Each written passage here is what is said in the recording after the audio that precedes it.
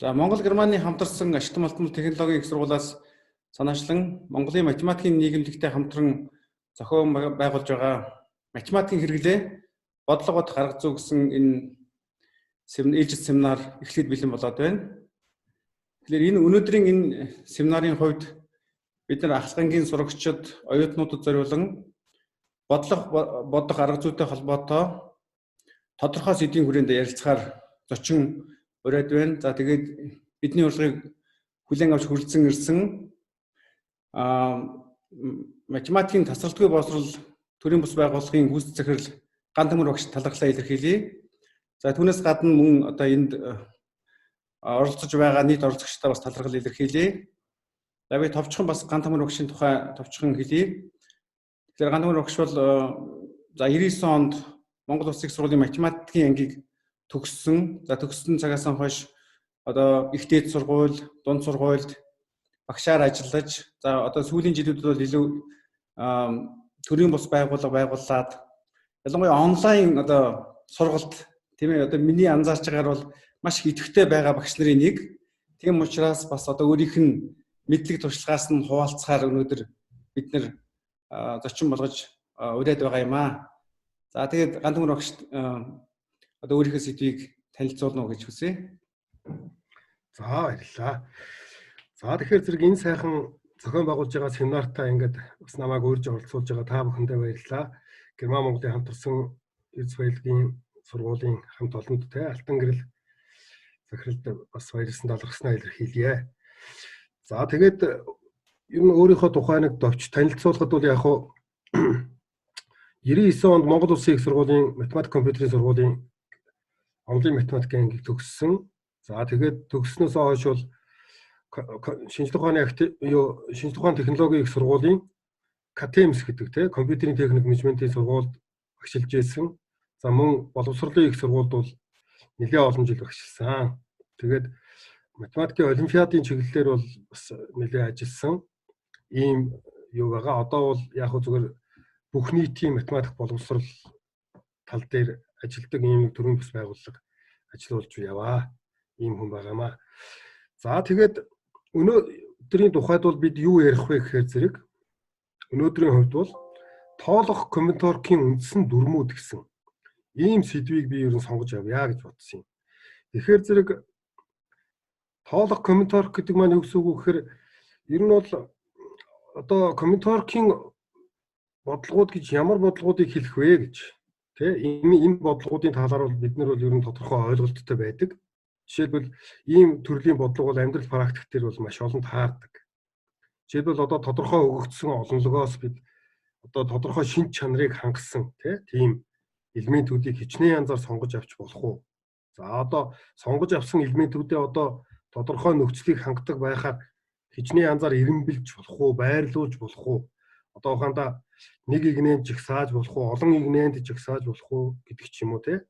Ингээд ийм ихэвчлэн боломж тоолдог. Ийм бодлогуудыг бол ерөнхийд нь элементар математикийн төвшөнд бол тоолох комбинаторикийн бодлогууд гэж нэрлэж байгаа. Тэгэхээр зэрэг яг хоо эхэндээ бол комбинаторик бол цай уух зургийн математик гэднээс гэж хэлдэг байсан гэж сонсч байсан. А ямар ч ихсэн орчин үеийн хувьд бол одоо комбинаторикийн энэ онол гэдэг бол ерөөсөө энэ математикаас одоо салбарлан гарсан залуу тийм салбарууд гэж нэрлэе да. Одоо компьютерийн ухаан байна, кодчлын онол тийм ээ. За бүр магадлал статистикт бол нэлээд ашиглагддаг. За алгоритмын онол ч юм уу. Ингээ ийм онолуудад одоо графийн онол тийм түгээмэл ашиглагддаг ийм математикийн нэг салбар болоод юм аа гэж хэлэх гэсэн юм тийм. Тэгэхээр энэ комбинаторик маань ер нь бол яг хэдэн үндсэн зарчим дээр тогтох вэ гэж бас хэлж болдог тийм цөөхөн салбаруудын нэг юм байна. Миний бодлоор бол тийм. Жишээлбэл яг дээр үед бол дэлхийг 4 зааны нуруунд дээр тогтдог гэж ярьдаг байсан. Бүр одоо бүр дээр үед шүү дээ. Одоо дундад зууны үед бол шашны номд бол тийм байсан гэж ярьдаг. Одоо дэлхий бол бөмбөрцөг хэлбэртэй биш гэж үзэж явах үед тийм. За тэрэнд нь ч хүмүүс итгэдэг байж. За одоо бол энд бол хүн итгэхгүй. Харин бол комбинаторик маань бол яг 4 үндсэн дүрмэн дээр тогтдог. Тэгэхээр өнөөдрийн энэ семинар дээр бол бид энэ үндсэн дүрмүүдийнхаа талаар ярилцъя гэж би шийдсэн юм аа. Тэгээд аль болох товчхон яриад явъя гэж байна. За тэгэхээр зэрэг бидний авч үзэх эхний дүрм бол нийлбэрийн дүрм гэж байгаа. Нийлбэрийн дүрм гэдэг бол одоо маш энгийн. Энийг бол ерөөсөө бүр хүн хар ухаанаараа хүртэл ойлгоод хэлчих болохоор ийм элдв шалдав тийм хэнцэр чамин зураг хээ байхгүй маш энгийн дүрм гэж ойлгож болно тий. Тэгэхээр энгийн энэ дүрмийг бол одоо томьёолох юм бол за одоо комменторик гэдэг нэг сургууль байлаа гэж саная тий. Комменторик гэдэг нэг юм сургууль байгаа гэж. За энэ сургууль маань жишээлбэл нэг N ангитай. Тэгээ хоёр ангид зэрэг сурдаг сурагч байхгүй. За ингээд ийм тусдаа өөрөө бил аль ч хоёр анги бол хоорондоо үл өгтөлцдөг гэсэн үг байна шүү дээ тий. Ингээд ийм N ангиас тогтдог. За түүнээс гадна анги бүрийнхэн сурагчдын тоон бол мэдэгдэж байгаа. Жишээлбэл A1 ангийн сурагчдын тоо бол M1, A2 ангийн сурагчдын тоо бол M2. За гэх мэтээр ингээд AN гэсэн ангийн сурагчдын тоо бол MN байдаг. За ингэж үзье. За тэгээд бид энэ сургуулиас одоо ямар нэг сурагчийг жишээлбэл хичнээн янзаар сонгож болох вэ гэсэн асуултанд хариулах боллоо гэ. Тэгвэл энэ асуултанд бол хэн ч хариулж чадна тийм ээ. Ерөөсөө яах нь. Манай энэ сургуулийн маань комменторик сургуулийн нийт сурагчдын тоон хэдтэй тэнцүү байна. Яг тийм аргаар бид нэг сурагчийг сонгох боломжтой. За энэ маш энгийн энэ дүрмийг бол нийлбэрийн дүрм гэж нэрлэж байгаа. Тэ? Комменторик нийлбэрийн дүрм гэж нэрлэдэг. Энийг бол бид бүгдээрээ сайн мэддэг. За дараагийн нэг чухал дүрм маань комменторикийн чухал дүрм маань бол үрживрийн дүрм байгаа. За үрживрийн дүрмийг бол маш товчхон бас тайлбарлая. За одоо ямар нэгэн улс ч юм уу эсвэл гариг дээр тий. За нэг гариг дээр энэ улс байсан гэсэн. За улс бүр бол өөрийн гэсэн цагаан толгойтой тий. Жишээлбэл нэг улс нь А1 гэдэг нэг цагаан толгойтой. Цагаан толгой бол юунаас тогтдог вүлээ? Үсгүүдээс тогтдог. За тэгэхээр А1 цагаан толгой бол жишээлбэл хэдэн үсгээс тогтох нь шүү дээ. За A2 гээд өөр нэг улсын цагаан толгой байна. Энэ маань бас нэг хэдэн үсгээс тогтдог. За гэх мэтээр AN гэсэн нэг цагаан толгой байгаа. Тэр бол бас нэг хэдэн үсгээс тогтдог байгаа гэсэн. Тэгэхээр одоо энд доор нь би бичсэн байгаа нь A1 цагаан толгой бол M1 үсгтэй, A2 цагаан толгой бол M2 үсгтэй гэх мэтээр за ингээд цагаан толгойнууд өгөгдсөн гэсэн. За одоо бид улс бүрийн цагаан толгойноос нэг үсэг авъя. Улс бүрийн цагаан толгойноос тий. Жишээлбэл яах нь вэ? Одоо A1 цагаан толгойноос нэг үсэг сонгож авна. Дараагийн A2 гэсэн энэ цагаан толгой буюу олон толгоос нэг элемент сонгож авна. Гэх мэтээр N-дүгээр олон толгоос нэг элемент сонгож авъя. За ингээд сонгож авсан бид N ширхэг үсэгтэй болно. N ширхэг үсэгтэй болж байна. Энэ N ширхэг үсгээ эхнээс нь биччихье. Тэгвэл нэг үг үүснэ тий. Үг үүснэ. N урттай үг үүсэж байгаа. За ийм үгийг хичнээн янзаар зохиож болох вэ гэж асуулт тавья. За энэ бол бас их хялбархан, хариулт нь бол амархан. Ерөөсөө юу аах вэ гэхээр зэрэг энэ цагаан толгойн олонлогуудын чадлуудынх нь үржүүр гэж ойлгож байна. A1 цагаан толгой бол M1 үсэгтэй шүү дээ. Тэгэхээр M1, M2 гэх мэтчлэн MN-үүдийн үржүүртэй тэнцүү. Ийм янзаар бид энэ N-түүдийг зохиож болдог. За энэ дүрмийг бол комменторикт бол үржүүрийн дүрм гэж нэрлэдэг. За энэ үржүүрийн дүрмийг ч гэсэн бид бол бас сайн мэддэг. Ялангуяа ахлах ангийн сурагчид маань бол маш сайн мэдж байгаа тийм маш энгийн дүрм байна. За бид тэгэхээр зэрэг эхний ээлжинд бол комменторикийнхоо хоёр үндсэн дүрмээ томьёолчлоо. За одоо энд эдгээрийг ашигласан бодлого харцгаая тийм. За бидний авч үзэх эхний бодлого бол ийм бодлого байна. За 1-500 хүртэлх натурал тоонуудаас тогтсон S гэсэн олонлог өгөгдсөн байна тийм үү? Ийм олонлог өгөгдсөн. Тэгэхээр зэрэг энэ олонлогоос бид нар геометри прогресс үүсгдэг дөрвөн тоог сонгож авах гэж байна. Геометрийн прогресс үүсгдэг дөрвөн тоог сонгож авах. Гэхдээ энэ геометрийн прогрессийнхэн хуваар нь натурал тоо байх хэрэгтэй. За тэгэхээр нэг зүйлийг бид ойлгосон баг. Эхлээд бодлогынхоо нөхцөлийг бид бол маш сайн ойлгодог байх хэрэгтэй тийм. Ер нь бол бодлого бодохын өмнө бол яах ёстой вэ гэхээр хамгийн түрүүнд бид бол энэ бодлого маань чухам яг ямар зүйлс өгөгдсөн тухайн бодлого дээр. Бид юуг олох гээд байгаа. Юуг батлах гээд байгаа юм бэ гэдгээ зөв тодорхойлж ийж цаашаа явдаг байх хэрэгтэй тийм үү? За тэгэхээр ахаад бодлогын нөхцлөө нэг давтаж хэлэх юм бол 1-500 хүртэлх натурал тоонуудаас тогтсон олонлог байгаа. Энэ олонлогоос бид дөрвөн гишүүнтэй геометрийн прогрессыг сонгон авах ёстой юм байна. геометри прогрессийн маань хуваар нь натурал тоо байх хэрэгтэй. За тэгвэл ийм дөрвөн гишүүнтэй геометри прогрессийг хичнээн аргаар сонгож болох вэ гэсэн бодлого байна гэсэн. За тэгэхээр зэрэг 12 дугаар ангийн сурагчид маань жишээлбэл геометрийн прогрессийн талаар сайн мэдж байгаа. За бодолт маань тэгэхээр ийм байна л да. Би эндээс нь эхнээс нь товчхон тайлбарлая. x1, x2, x3, x4 бол саяны бидний ярьсан тэр 1-500 хүртэлх натурал тоонуудаас тогтож байгаа. Энэ S олонлогоос сонгож авсан тоонууд болго. За одоо дараа нь геометри прогресс үүсгэгчтэйг нөхцөл өгсөн байгаа бид. Энэ нөхцөлөө бид ашиглая тий. За тэгэхээр зэрэг жишээлбэл сонгоо авсан эхний тоо x1 бол a1, x2 нь a1-ийг үржих q. Энэ q гэдэг маань нөгөө геометри прогрессийн маань хуваар нь юм. За x2 нь бол a1-ийг үржих нь q-ийн квадрат. Өөрөөр хэлбэл геометри прогресс гэдэг бол өмнөх гишүүнээ тодорхой нэг хуваар гэж нэрлэгдэх тоогоор үржихэд дараагийн гишүүн нь үүсдэг ийм дараалал шүү дээ тий. За ингээд x4 буюу 4-р гишүүн маань бол a1 гэдэг эхний гишүүнийг q-ийн q-бээр үржихэд үүсэж байгаа. За геометри прогресс үүсгдэг гэсэн нөхцөлийг бид энд ашигласан байна. Энд ашигласан байна тий. За q маань хуваар байгаа. Тэгээ натурал тоо гэж бодлогонд өгөгдсөн. За тэгэхээр манай энэ прогрессийн маань хамгийн их гишүүн нь бол x4 байж таарна. Тийм үү? x4 байж таарна. За x4 маань бол өөрөө a1-ийг үржих нь q-ийн кубтэй тэнцүү байна. Тэгээ x4 маань өөрөө хааштай s олонлог дотроо байх ёстой шүү дээ. Ийм учраас энэ бол 500-аас хэтрэхгүй. За эндээс бид энэ геометри прогрессийнхоо хуваарийн үнэлгээг гаргаж ирэх боломжтой болж байгаа. Одоо энд би та бүхэнд харуулж байна. Энд ингээ курсороор тойруулж байна те. Q нь бол баг буюу тэнцүү куб язгуурдоор 500 кубах нь a1 гэсэн үнэлгээ гарч ирнэ. Энэ олонлог дотор заавал орсон байх юм. За a1 буюу энэ геометри прогрессийн маань эхний гишүүн бол мэдээж яах вэ? Хамгийн багадаа 1 гэсэн утга авна. Тийм учраас удирхайн хуваарийг хэрвээ бид багасгавал удирхайн ерөнхий утга ихсдэг учраас ерөөсөө Q маань бол куб язгуурдоор 500-аас хэтрэхгүй. A1-ийг нэгээр солилцсон байх шүү дээ. Тэгэхээр куб язгуурдаар 500 бол одоо орчин үед л тэр калькулятор янз бүрийн калькуляторууд зөндөл байгаа тий. Тэрийг ашиглаад нэг ойролцоогоор харах юм бол энэ бол нэг 7.9-тэй тэнцүү байна. 10-ийн наривчлалтай. Тийм үү? За тэгээ Q маань натурал тоо учраас ерөөсөө Q-гийн авч болох утга бол хитгэн утга байна шүү дээ. 2-оос 7-гийн хооронд байдаг натурал тоонууд тий. Q гэсэн хуваарийг маань авч болох утга бол тэгэхээр зэрэг 1 2 3 4 5 1 байж болохгүй шүү дээ Q чинь тий. Тэгэхээр яг нь 2 3 4 5 6 гэсэн ийм цөөхөн хэдхэн утга авч байгаа. За одоо дараагаар нь би энэ доор бичсэн энэ бор энэ хайрцагт дотор байгаа үгийг уншмаар байна л да.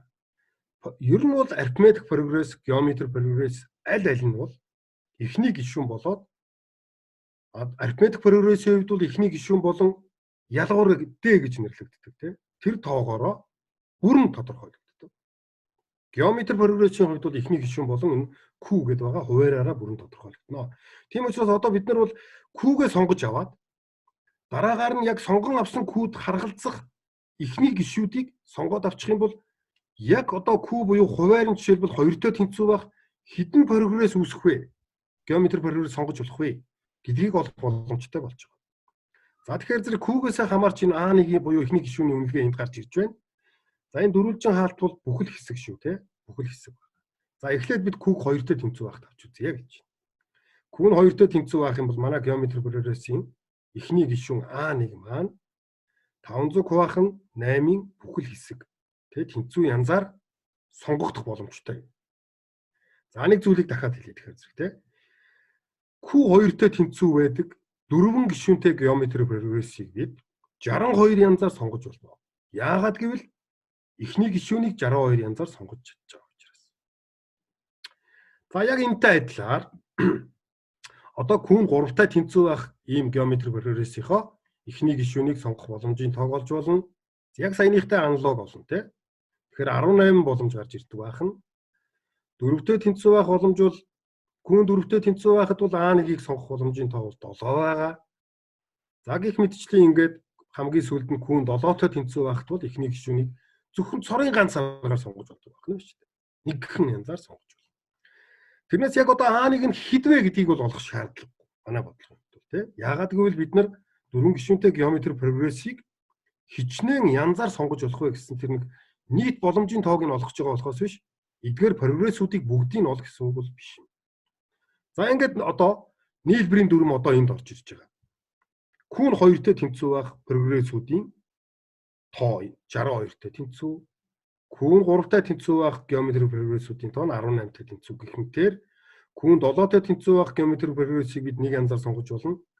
Тэгэхээр 1 2 3 4 5 6 анги байгаа. Энэ 6 ангийн хүүхдүүдийн тоо нь мэдэгдэж байна. Сурагчдын тоо тий. Тэгэхээр анги бүрээс нэг сурагчийг хичнээн янзаар сонгож болох вэ гэсэн нөгөө нийлбэрийн дүрм маань энд ажиллана. Ингээд эдгээр тоонуудын нийлбэр нь 94 гарч байгаа маа. За ингээд энэ бодлогон дээр бид нийлбэрийн дүрмийг ашигласан. За тэгэхээр энэ багш нэг зүйлийг анхааруулж хэлье гэж бодож байгаа юм. Сурагчид та бүхэн бол хойшд бодлогын өгүүлбэрийг бол уншиж танилцсныхаа дараагаар бодож болохгүй байж болно. За тэгээд одоо бодлтыг ядаж уншлаа ойлголоо гэхэд бол тухайн бодлогон дээр жишээлбэл компьютерийн бодлогон дээр би яг ямар үндсэн дүрм ашигласан бэ гэдгээ заавал нэг эргцүүлэн санаж байгаарай л гэж хэлэх гэсэн юм те. Тэгэхээр нэгдүгээр бодлогын тухайд бол бид нийлбэрийн дүрм ашигласан юм шүү. За дараагийн бодлого, хоёрдугаар бодлого. За энэ бол бас их энгийн амархан бодлого. Цифрүүд нь ялгаатай, дөрвөн оронтой, хичнээн сондгой тоо байх бай. За бодлогынхаа өгүүлбэрийг хэдүүлээ ахаад жоохон эргцүүлэн бодъё. За бид бол нэг дөрвөн оронтой тоонуудыг тоолох гэдэг юм байна. Тийм үү? Энэ дөрвөн оронтой тоонуудын маань нэгдүгээр бүх цифрүүд нь харилцсан ялгаатай байх хэрэгтэй байна. Энд чинь юу гэсэн үг вэ гэхээр зэрэг ижил цифр орж болохгүй гэсэн үг. Ижил хоёр цифр орж болохгүй гэсэн үг байна шүү дээ, тийм. Бүх цифрүүд нь харилцсан ялгаатай. Хоёрдугаар сондгоотой байх хэрэгтэй гэж байна шүү дээ. Сондгоотой байхын тулд яах хэрэгтэй вэ? Төгсгөлийн цифр буюу нэгжийн орны цифр нь сондгой цифр байх хэрэгтэй юм байна. За ингээд энэ бодлогыг бид ойлгосны дараа бодолт руугаа орно, тийм. За тэгэхээр зэрэг дөрвөн оронтой тоог бол ерөнхийдөө ингэж тэмдэглэдэг, тийм. А, Б, С, Д гэдэг дээг бүрэн зураас татчихдаг. Энэ юу гэсэн үг вэ гэхээр зэрэг үр жирээс л ялгаж байгаа хэрэг юм.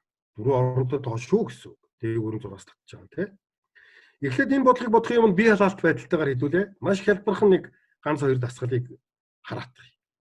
Ер нь дөрвөн оронтой тоо хэд байт юм болоо гэж. Энийг яаж бодох вэ?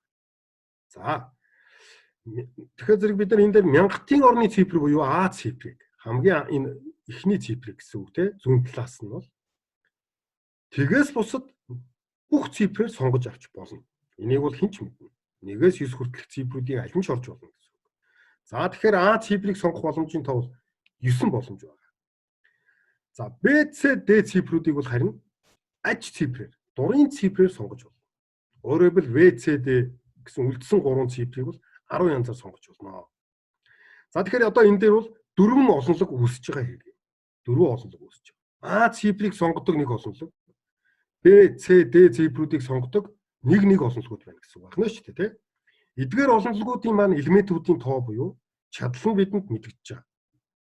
За ийм учраас үржүүрийн дүрмээр нийт одоо олонлог болгоноос бид нэг цифр сонгож аваад нэг элемент сонгож аваад нэг дөрвөн оронтой үүсгэж байна шүү дээ. Тэгэхээр үржүүрийн дүрмээр эднүсийг үржүүлчихээр 9-ийг үржих нь 10-ын 3 зэрэг буюу 9000 тоо байдаг байна. Дөрвөн оронтой. Дараагийн асуулт. Хөнгөн бие ялалт гэсэн тийм. Дөрвөн оронтой сондгой тоо хэд байх вэ гэж асуув. Замун түрүүнийх шиг А цифрыг 9 янзаар сонгоно. 1-9 хүртэлх цифрүүдээр. За одоо Б ба С цифрүүдийг энэ дундх хоёр цифрыг тийм. Өмнөх бодлоготой ижлэр тус бүр 10 янзаар сонгочих болно. Харин хамгийн гол нь сондгой тоо гэсэн учраас Д цифр маань бол сондгой цифрүүд ямар цифрүүд байдаг вэ? Бид мэднэ. 1, 3, 5, 7, 9 гэсэн цифрүүд байна. За энэ 5 цифрээр сонгож болно. За ингээд нөгөө дөрвөн олонлогийн маань элементүүдийн тоо буюу чадал нь мэдэгдлээ. Одоо үржүүрийн дүрмээр хэрэглэх үйлдэлсэнтэй. Тэгээ 9-ийг үржих нь 10, үржих нь 10, үржих нь 5. 4500. Яг нөгөө энэ 9000-ыг чинь хагас нь байгаа биз. Тэгэхээр үлдсэн хагас нь ямар дөрвөн оронтой тоонууд байж тарах нь. Үлдсэн хагас нь бол ерөөсөө дөрвөн оронтой тэгш тоонууд байх юм шүү дээ. Үлдсэн хагас. За одоо хэдүүлээ үндсэн бодлогоо бодцгоё. Манай бодлогоо мартаагүй байх гэж бодож байна те. Тэгэхээр манай бодлого бол ерөөсөө ялгаатай цифрүүдтэй байх хэвээр дээр нь сондгоотой байх хэвээр гэсэн. Тэгэхээр энэ бодлогыг багш нь яагаад сонгож авсан бэ гэхээр зэрэг энэ бодлогон дээр ихвчлэн алдаад байдаг. Энэ бол тэгээд одоо За яг одоо тэ хэдүүлээ бодолтой юу ч гэснийг харцгаая. За ямар ч гэсэндээ сондгоо гэсэн нөхцөл бол хамгийн түрүүнд давхиж орж ирнэ. Нэгжийн орны цифр буюу төгсгөлийн цифр D маань 5 сонголттой байгаа. Сондгоо цифрүүдээс аль нэгийг сонгож авах хэрэгтэй учраас. За тэгэхээр бид D-гээ сонгоод авцсан гэж санах юм байна, тий? За одоо эргээд эхнийхээ орнд руу орцгоо. Хамгийн эхний цифр буюу мянгатын орны цифр А цифрийн сонголтын тоо бол за нэгдүгээр тэгээс ялгаатай байх хэрэгтэй. Хоёрдугаар бид нөгөө хамгийн сүүлийн цифр D-г сонгоцсон шүү дээ. Тэрүүнээс маань ялгаатай байх хэрэгтэй. Тэгэхээр А бол тэгээс ялгаатай, А бол D-гээс ялгаатай байх хэрэгтэй.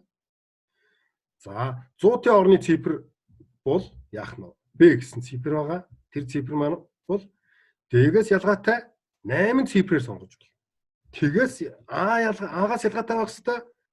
Тэгээд D-гээс ялгаатай байх хэрэгтэй. Тэгэхээр зэрэг цаана 8 цифр үлднэ тий.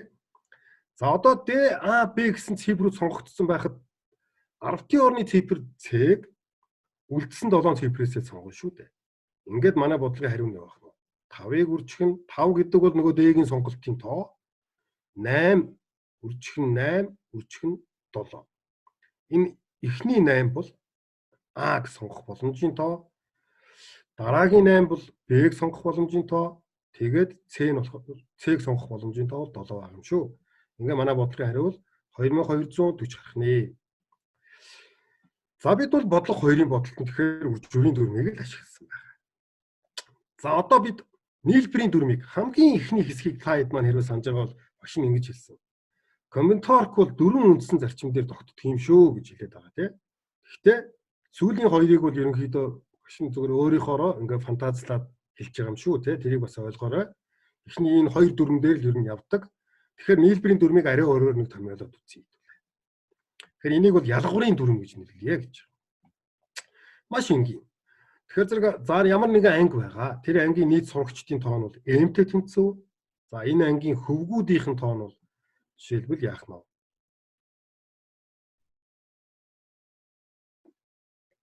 m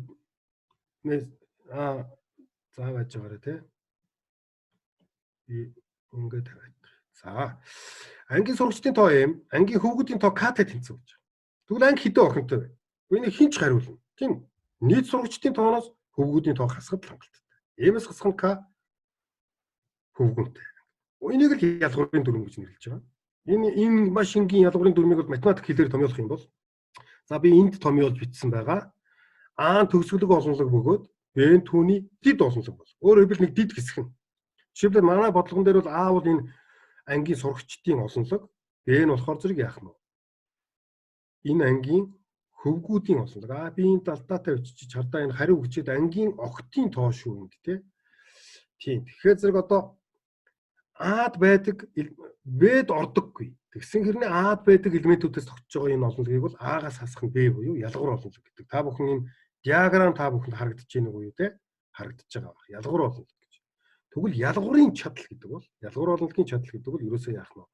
Тэр анхны их олонлогоосоо тухайн дид олонлогийнхоо чадал, их олонлогийн чадлаас дид олонлогийн чадлыг хасчдаг байх нэ. Хамгийн сонирхолтой нь бол энэ дүрэн бол маш энгийнээр бид нар ингэж хэлж болно.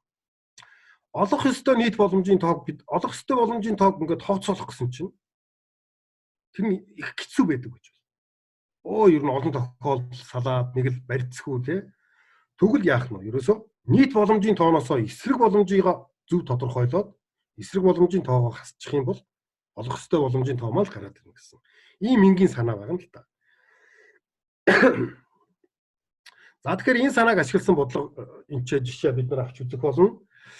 Тэгэхээр зэрэг бичлэгтээ ядаж хоёр ялгаатай цифр агуулсан мянгаас их биш тийм хэдэн натурал тоо байх вэ гэсэн бодлогыг харах гэж байна. За бодлогын өгүүлбэрийг ахаад харцгаая. Ямар ч гэсэн бид нар мянгаас их биш байдаг натурал тоонуудыг тоолох ёстой. Нэгдүгээр. Хоёрдугаар бидний тоолох гээд байгаа энэ тоонд маань доор хаяж хоёр цифр нь ялгаатай байх хэрэгтэй байх юм шүү дээ. Доор хаяж хоёр цифр нь ялгаатай. За тэгэхээр зэрэг энийг бид нар шууд тоолъё гэвэл нэлээд бэрхшээлтэй учрна. Энийг бол та бүгд мэдчихэж байгаа тийм. Жишээлбэл яах нь вэ? Ядаж хоёр ялгаатай цифртэй 3 оронтой хэд байгаа гэж тооцоолох гээд үзье хэдүүлээ. Тэгэхэд нэлээд бэрхшээлтэй учрна шүү дээ. Энэ бол бас л хөргөөн л юм ажилтай болох чинь тийм. Харин энэ бодлогоо бол бид нар маш хэлбэрхэн ялгуурын аргаараа бодож болчих болно. За тэгэхээр зэрэг бид ингэе. За анхаарвал 1-ээс 1000 хүртэлхийн тоонуудын олонлогийг тэмдэглэе. Тийм ээ. А Б олонлогоор юу тэмдэглэж байгаа юм бэ гэхээр зэрэг ерөөсө бүх цифрүүд нь ижлэхэн байдаг. Тэнцүү байдаг. Тэнцүү цифрүүдээс тогтдог ийм тоонуудын олонлогийг тэмдэглэх гэж байна. Гэхдээ Б маань бол А-гийн дэд олонлог байх хэрэгтэй юм шүү, тэ? За. Тэгвэл манай Б олонлог. За энэ эхлээд 1-ээс 9 хүртэлх цифрүүд бүгд орно. Яагаад оруулж байгаа юм бол? Яагаад гэвэл энд 2 цифрын тухай те ярих зүйл байхгүй байгаа шүү дээ. Тэгэхээр зэрэг энэ цифрүүдийг бол автоматар оруулна. За дараагаар нь 2 оронтой бүх цифрүүд нь тэнцүү байдаг. Тийм тоонууд ямар тоонууд вэ? 11, 22, 33 гэх мэтчлэн 88, 99 хүртэл. За дараа нь 3 оронтой гэвэл 111, 222 гэх мэтээр 999 хүртэлх 3 цифрын тэнцүү байдаг тоонууд бичигднэ. За тэгхийн бол ядаж 2 цифрын ялгаатай байх тоонуудын олонлог гэдэг маань бол нөгөө энэ 1-ээс 1000 хүртэлх тоонуудын олонлогоос бүх цифрын тэнцүү байдаг тоонуудын олонлогийг хасахад үүснэ шүү дээ. Өөрөөр хэлбэл ингэсэн үг. Өөрөөр хэлбэл те логик энгийн логикоор хэлэх юм бол энгийн логикоор те хэллэгийн айлгуурт байдаг логикоор хэлбэл ядаж 2 цифр нь ялгаатай гэдэг энэ өгүүлэмжийн хэллэгийн өгүүлсэл нь бол бүх цифр нь тэнцүү гэдэг хэллэг байх нь шүү дээ. Логикоор те өгүүлсэл ашиглаж байгаа. За ингээд манай бидний хайж байгаа хариу бол энд гарч ирж байна. Энэ бол яах нь вэ? Ерөөсөө 1000-аас энэ А олонлогынхоо чадлаас 1000-аас Б олонлогийн чадал буюу 27 хасахад үүснэ. Ингээ 976 тоо байдаг байна. За тэгэхээр энэ бодлогонд бол ялгуурын дүрэн бол ашиглагдсан.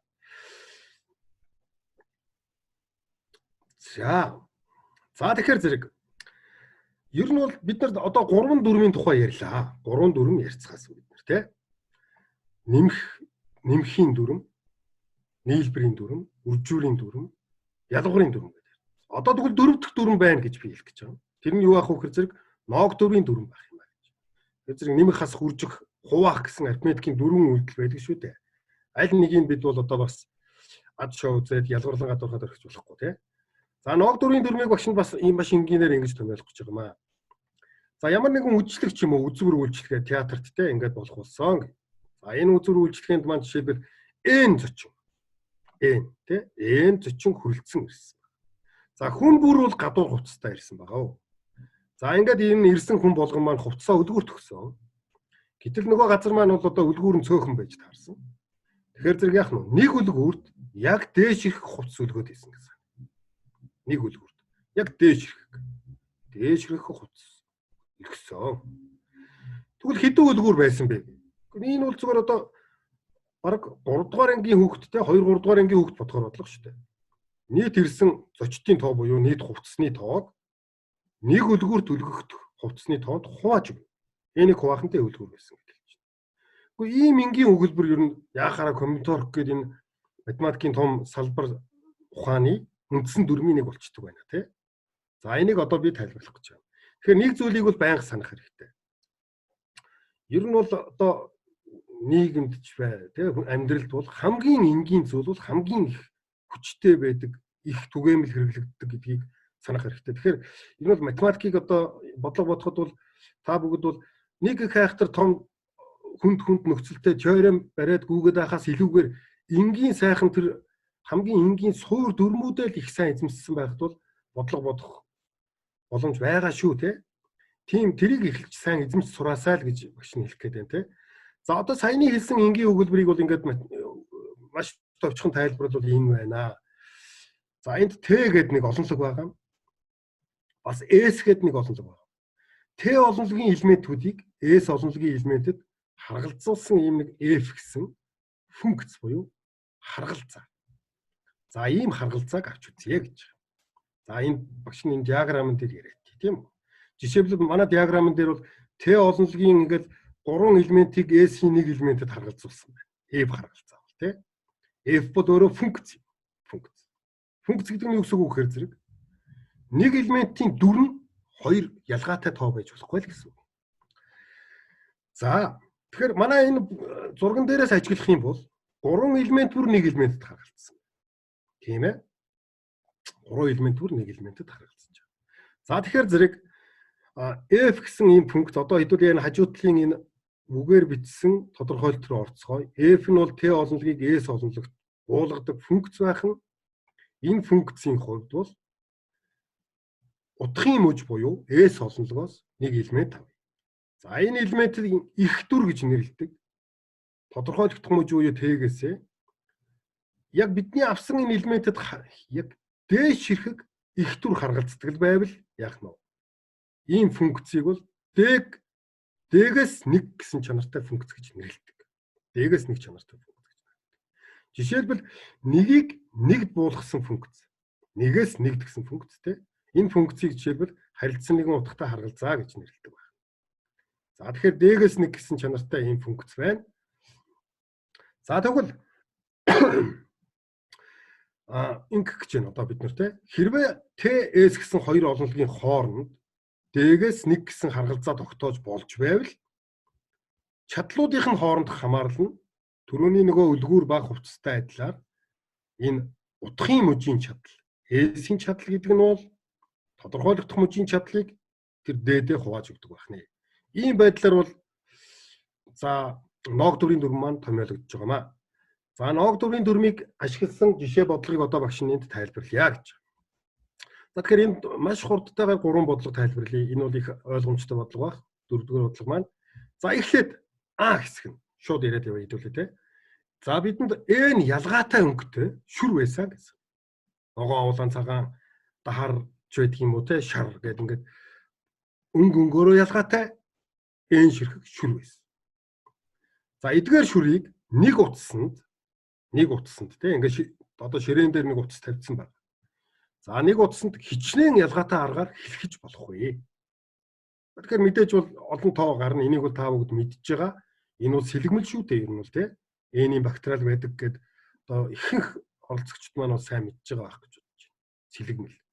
N ширхэг ялгаатай ямиг нэг игнэнд хичнээн аргаар жагсаан одоо тавьж болохгүй гэсэн бодлогын хариу шүү дээ. Тийм үү? За Б бодлого маань ингэж байна.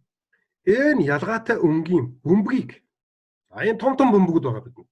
Том сагсны бөмбөг шиг том бөмбөгүүд те.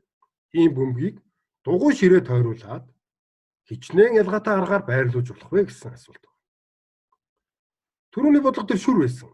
Харин энэ бодлого дээр бол дугуй том бөмбөгийн тухай яриад байна шүү. Яагаад ингэж байгаа юм бол энд заавал нэг учир байгаа те. За энд нэг тодорхой зүйл өгж байгаа юм аа.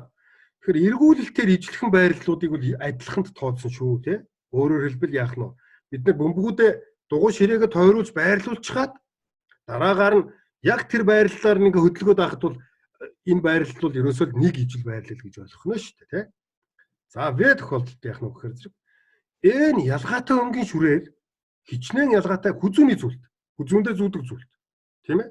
Хичнээн ялгаатай хүзүүний зүйлд хийж болох вэ гэж. За зарим нэг сурагчид оролцогчд маань жишээлбэл гайхаж магадгүй юм. Гүн чи BV2 дээр ямар ялгаа байгаа юм? Ямар ч ялгаагүй биш шүү гэж. За гэвч ялгаа байгаа. Энийг хэдүүлээ бодлого бодохоос өмнө эхлээд жишээн дээр ажиглах тий. За жишээлбэл одоо бид N 3-тай тэнцүү байсан гэж үзье. Өөрөөр хэлбэл одоо 3 шүр, 3 бөмбөг ч юм уу тий.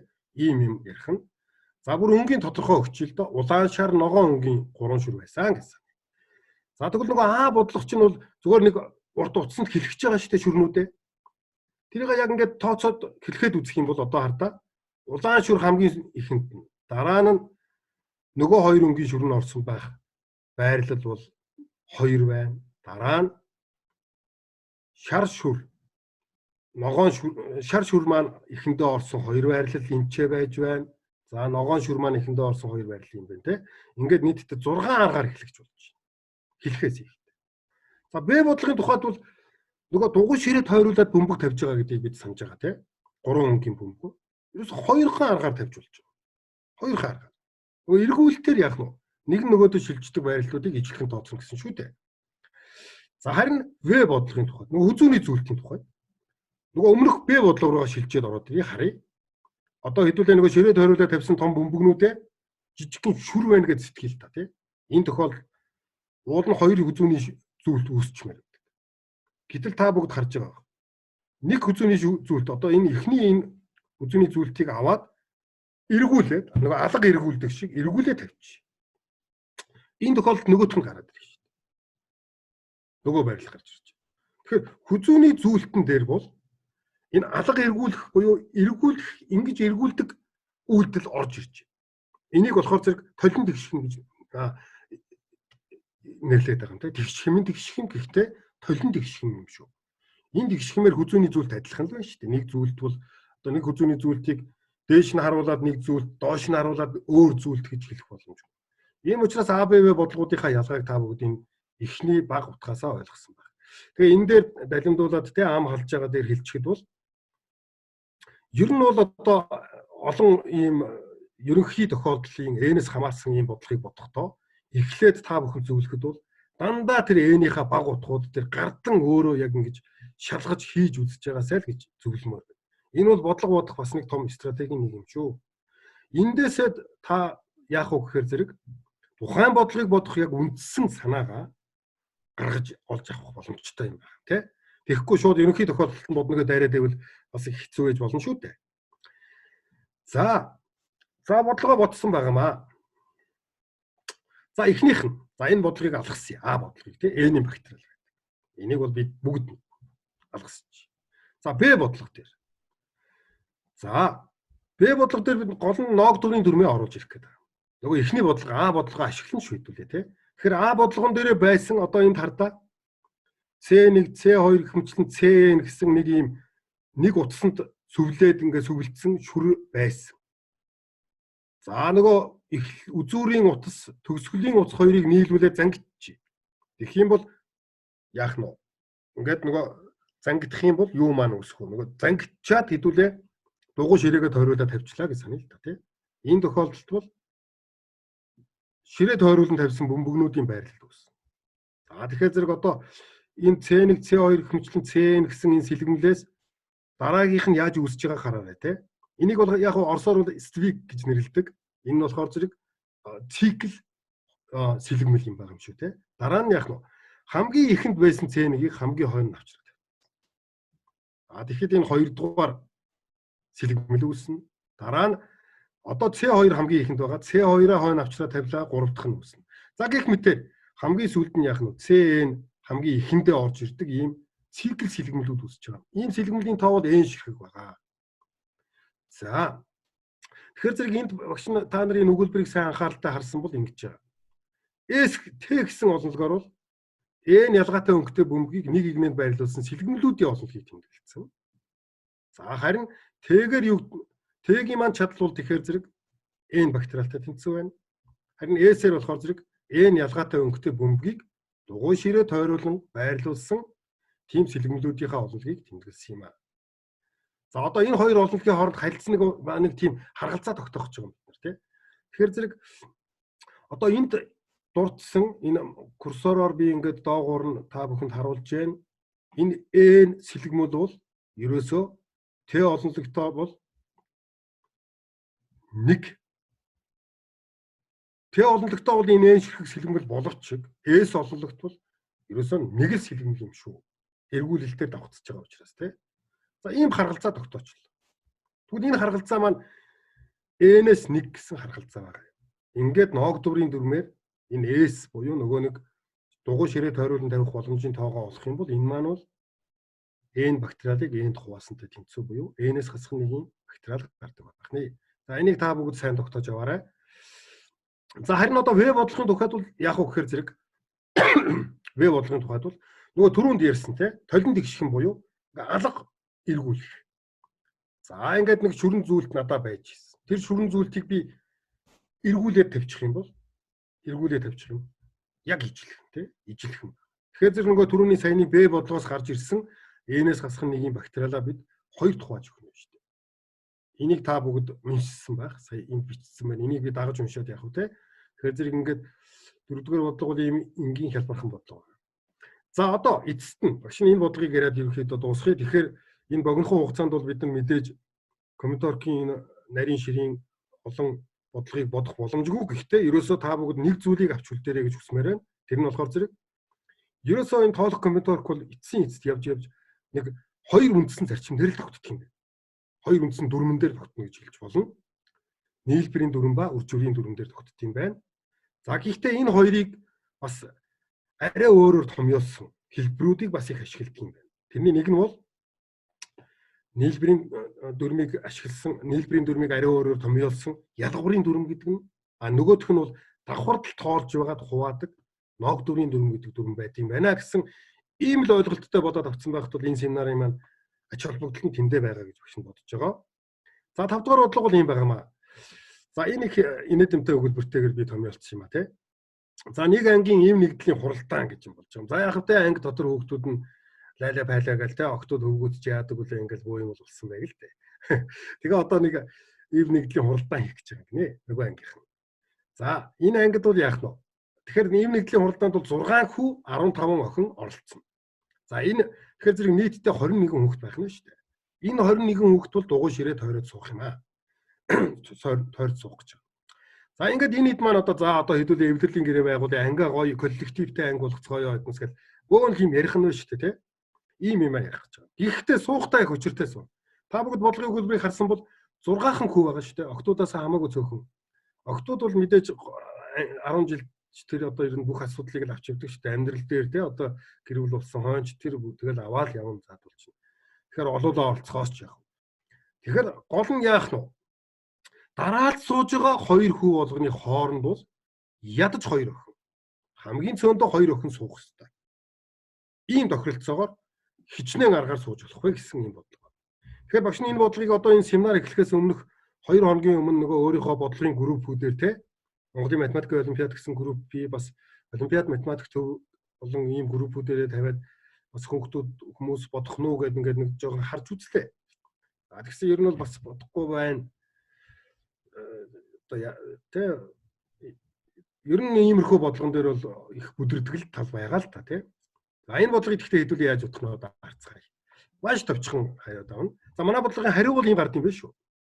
15-ын бактериалыг 3-ын бактериал хуваагаад 8-ын бактериалаар үрждэг гэж. За хариу яах вэ? Хамгийн гол нь тий хаанаас гараад ирв энэ хариу. За энэ бодлогыг тэгэхээр тайлбарлая. За хүү байна. Энэ хар өнгөтэй цэгээр хүүг тэмдэглэсэн. За нэг хүү ингээд дугуй ширээнд сууж ивэл тэрний 2 талд заавал нэг охин сууж таарна. 2 талд нь тий. Тэгэхээр энэ 2 охиныг бол жишээлбэл энэ хүүгийн хамгаалагчт нь гэд нэрлэж. Нөгөө хүүгийн ч одоо хаашин ч хөдлөхгүй нь шүү. Хав барээ суулгацсан. За дараа гарна. За тэгэх юм бол яах вэ? 6 хүүгийн хувьд бол тэдний хамгаалагч охтын тоон яг 12 охин байна. 12 охин.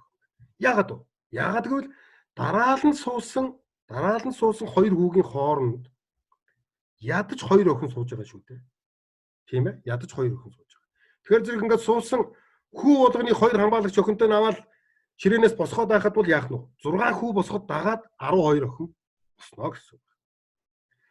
За дараа гарна. Тэр энэ 6 хүүгийн хамгаалагч болох 12 охиныг бид нийт байж байгаа 15 октоос сонгох боломжийн тоо бол ерөөсөө үржүүрийн дүрмээр энэ юм байгаа юм шүү. 15, 14 гэх мэтлэн хэд байх нь вэ? 15-аас 12-ыг хасчаар нэгийг нэмэхээр зэрэг хэд болох вэ энэ чинь? 4 болно тий. 4. Энд би 3 гэж буруутсан байна. 4 шүү тий. За ийм үржүүр болно. Энэ үржүүр дээр нэг зүйлийг анхаарах хэрэгтэй. Бид нар 15 охиноос 12 охиныг сонгож авчихад дараа нь тэр 12 охиныгоо ирэмбэлт зогсоогоод байгаа гэдгийг нэг сайн ойлгож аваарай тийм үү? Энэ үржүүрийн дүрмийг ашиглах үед бол яах нь вэ? Сонгон авсан 12 охиноо дараагаар нь хооронд нь байрын сэлгэж байгаа юм шүү гэдгийг сайн ойлгоорой. За ингэхээр энэ өгүүлбэрийг бид доор нь бичсэн байгаа. За одоо дараа нь яах гэж байгаа гэхээр зэрэг аль ч хүүг түүний 2 хамгаалагч охинтой нийлүүлээд нэг баг гэж тооцож байж. За тэгэх юм бол 6 хүү байгаа юм чинь те 6 баг үснэ. Дээрээс нь нөгөө 15 охиноос чинь бид нар 12 хүүгийг авсан шүү дээ те 12 шүү дээ. Энд хардаа уучлаарай энд би 13 гэж бичсэн байна. 12 охин сонгогдоод цаана 3 охин үлдсэн юм шүү. 3 охин үлдсэн байна.